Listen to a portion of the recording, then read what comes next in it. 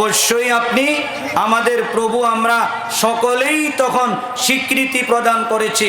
তাহলে রুহের জগতে আমরা পরিপূর্ণ ইসলাম নিয়েছিলাম, মায়ের পেটে আমরা পরিপূর্ণ ইসলাম নিয়েছিলাম, দুনিয়ার জগতে পরিপূর্ণ ইসলাম নিয়ে থাকবো না কেন? হে ভাইয়েরা, বাবারা, বন্ধুরা, আমার ব্যক্তি জীবনে ইসলাম থাকতে হবে, আমার পারিবারিক জীবনে ইসলাম থাকতে হবে, আমার সামাজিক জীবনে ইসলাম থাকতে হবে, আমার ব্যবসায়িক জীবনে ইসলাম থাকতে হবে, আমার রাষ্ট্রীয় নীতিতে ইসলাম থাকতে হবে। শতকরা 92% এই মুসলমানের দেশে, আমাদের রাষ্ট্রে ইসলামের কি দরকার নাই? সবাই বলেন, সবাই বলেন। আছে, ইসলাম থাকতে হবে। রাজনীতিতে ইসলাম থাকতে হবে। যেই দলে ইসলাম নাই সেই দল করব নাকি সেই দল বর্জন করব? সবাই বলেন, জোরে বলেন, বর্জন করব। যেই দলে ইসলাম নাই সেই দল বাদ দিব, যেই রাজনীতিতে ইসলাম নাই সেই রাজনীতি বাদ দিব। ঠিক না বেঠে? আচ্ছা, যদি ঠিক হয়, ইসলাম শুধু মসজিদে থাকবে, ইসলাম শুধু সালাতে জানাজায় থাকবে, ইসলাম শুধু কবর খননে থাকবে, ইসলাম শুধু কবরে থাকবে, তা নয়। এবার আমি আপনাদেরকে প্রশ্ন করি, আমরা কি রুহের জগতে ছিলাম কোনো সময়? সবাই বলেন, সবাই বলেন। সেখানে কি আমরা মুসলমান ছিলাম, ইসলাম নিয়েছিলাম না কুফর নিয়েছিলাম? ইসলাম নিয়েছিলাম। রুহের জগতে ইসলাম নিয়েছিলাম, মায়ের পেটে ইসলাম নিয়েছিলাম। এভাবে আমরা ইসলাম নিয়ে সব সময় থাকতে হবে। দুনিয়ার জগতেও, রুহের জগতে অসংখ্য অগণিত বছর, দুনিয়াতে তো 60, 70, 80, 90 বছর, এর চেয়ে বেশি খুব কম লোক। আবার যেই 90 বছরের কথা বললাম, 60, 70, 80 বছরের কথা বললাম, পুরাটা হায়াতে আমি আমার ইচ্ছা মতো কোনো কাজ করতেও পারি না। কিছু কাল শৈশবকাল, ছোট কাল, আবার কিছু কাল বার্ধক্যে উপনীত থাকতে হয়, তখন তো আমরা আমাদের ইচ্ছা মতো কাজ করতেও পারি না। দেহ নিয়ে আমরা কষ্টে নিপতিত, দেহে শক্তি সামর্থ্য থাকে না। আল্লাহু আকবার। এমন পন্থা, এমন সময় আমাদের বিরাজ করবে। আল্লাহ হেফাজত করো। তাহলে এই 60-70 বছরের জীবনে ইসলাম নিয়ে থাকবো না কেন? এবার আসুন, মরণের সময় ইসলাম লাগে, মরণের পরও ইসলাম লাগে। সালাতে জানাজায়ও ইসলাম, সালাতুল জানাজা, এটার মর্ম হলো লাশের নামাজ। বলেন, সালাতুল জানাজা মানে কি? লাশের নামাজ। মানুষে বলে একটি নামাজে আজান নাই, একামত নাই। আসলে না, আজান একামত আছে। মায়ের পেট থেকে যখন দুনিয়াতে আগমন করলাম, মায়ের পেট থেকে যখন দুনিয়াতে আগমন করলাম, দুনিয়াতে আগমন করার পর ডান কানে আজান, বাম কানে একামত হয়ে গেছে। এই আজান একামত হলো সালাতে জানাজার আজান একামত। সালাতে জানাজার আজান একামত। এখন তো কঠিন একটা বিষয়, অনেকের বাচ্চারা, সন্তানরা এমন এমন স্থানে জন্ম লাভ করে যেখানে আজানও নাই, একামতও নাই। আজান দাতা একামত দাতাকে ঢুকতেও দেয় না।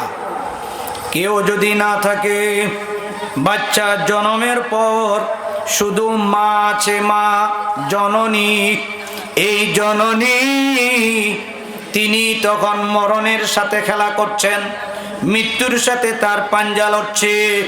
এমন সময় বাচ্চাটা ভূমিষ্ঠ হওয়ার পর অন্য কথা তার কানেতে প্রবেশ করার আগে তার কানেতে ঢুকাতে হবে আজান এবং একামত। কেউ যদি না থাকে, যেই মহিলা বাচ্চা জন্ম দিয়েছেন, এই মহিলা বাচ্চার ডান কানে আজান এবং বাম কানে একামত দিতে হবে।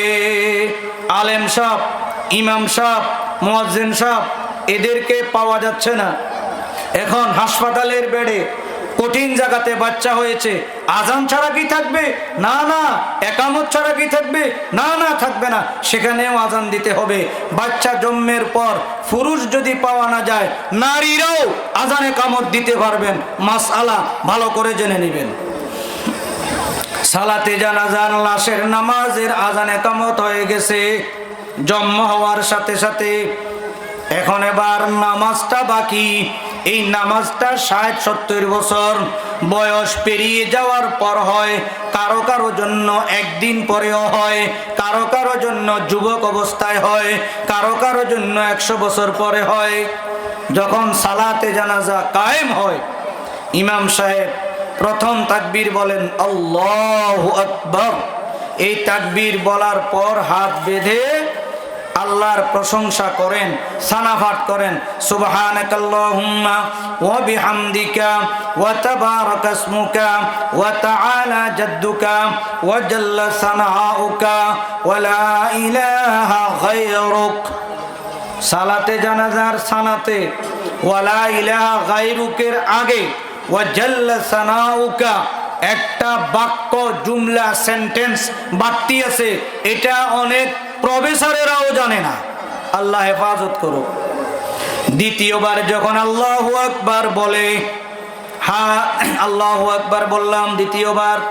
এই দ্বিতীয়বার আল্লাহু আকবারের পর রাসূল সাল্লাল্লাহু আলাইহি ওয়াসাল্লামের উপর দরুদ পড়তে হয়, দরুদ পড়ি। তৃতীয়বার আবার আল্লাহু আকবার বলার পর এবার জীবিত মৃত, ছোট বড়, নারী পুরুষ, উপস্থিত অনুপস্থিত সব ব্যক্তির জন্য একটি দোয়া পড়তে হয়। আল্লাহুম্মা গফির লি হাইয়িনা ওয়া মাইয়িতিনা ওয়া শাহিদিনা ওয়া গায়িবিনা ওয়া সগীরিনা ওয়া কাবীরিনা ওয়া যাকারিনা ওয়া উনসানা। এই পর্যন্ত হলো মাগফিরাতের দোয়া। সালাতে জানাজার ৩ নাম্বার তাকবীরের পরবর্তী যেই দোয়া, এই দোয়াতে ৩টা অংশ। বলেন কয়টা অংশ? ৩টা অংশ।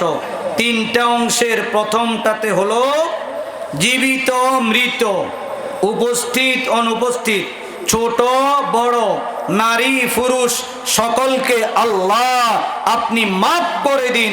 আল্লাহুম্মা গফির লি হাইয়িনা ওয়া মাইয়িতিনা ওয়া শাহিদিনা ওয়া গায়িবিনা ওয়া সগীরিনা ওয়া কাবীরিনা ওয়া যাকারিনা ওয়া উনসানা। আল্লাহুম্মা মান আহইয়াইতাহু থেকে এবার হলো দ্বিতীয় অংশ। আল্লাহুম্মা মান আহইয়াইতাহু মিন্না ফাআহইহি আলাল ইসলাম। এটা হলো সালাতে জানাজার তৃতীয় তাকবীরের পরবর্তী দোয়ার দ্বিতীয় পার্ট, দ্বিতীয় অংশ। এই অংশে বলা হয়েছে, হে আল্লাহ, আমরা আল্লাহকে বলছি সালাতে জানাজায় আমরা যারা যারা জীবিত এরা আল্লাহকে বলছি, হে আল্লাহ, আমাদের মধ্য থেকে যাদেরকে আপনি জীবন দিবেন তারা যেন ইসলামের উপর জীবন পায়। আল্লাহুম্মা মান আহইয়াইতাহু মিন্না ফাআহইহি আলাল ইসলাম। আমাদের মধ্য থেকে যাদেরকে হে আল্লাহ আপনি জীবন দান করবেন তাদেরকে ইসলামের উপর জীবন দান করুন। মানে ইসলাম মেনে, ইসলাম ধারণ করে আমরা যেন আমাদের জীবনে চলতে পারি। সালাতে জানাজার তৃতীয় তাকবীরের পরবর্তী দোয়ার তৃতীয় অংশ হলো ওয়ামান তাওয়াফাইতাহু মিন্না ফাতাওয়াফাহু আলাল ঈমান। আমাদের মধ্য থেকে যাদেরকে আপনি মরণ দান করবেন তাদেরকে হে আল্লাহ ঈমানের উপর মরণ দান করুন। তাহলে দেখুন সালাতে জানাজায়ও আমরা তৃতীয় তাকবীরের পর ইসলামের উপর জীবন পাওয়ার জন্যে আল্লাহর কাছে দোয়া করছি। আল্লাহর কাছে কি দোয়া করছি? তাহলে সালাতে জানাজা যে যতটা পড়লাম নিজের হায়াতে ১০০টা হলে ১০০ সালাতে জানাজায় ১০০ বার আল্লাহকে বলেছি, হে আল্লাহ, আমাদের মধ্য থেকে যাদেরকে আপনি জীবন দান করবেন তাদেরকে ইসলামের উপর জীবন দান করুন। কেন? জীবনের সাথে ইসলামের সম্পর্ক আর মরণের সাথে ইমানের সম্পর্ক।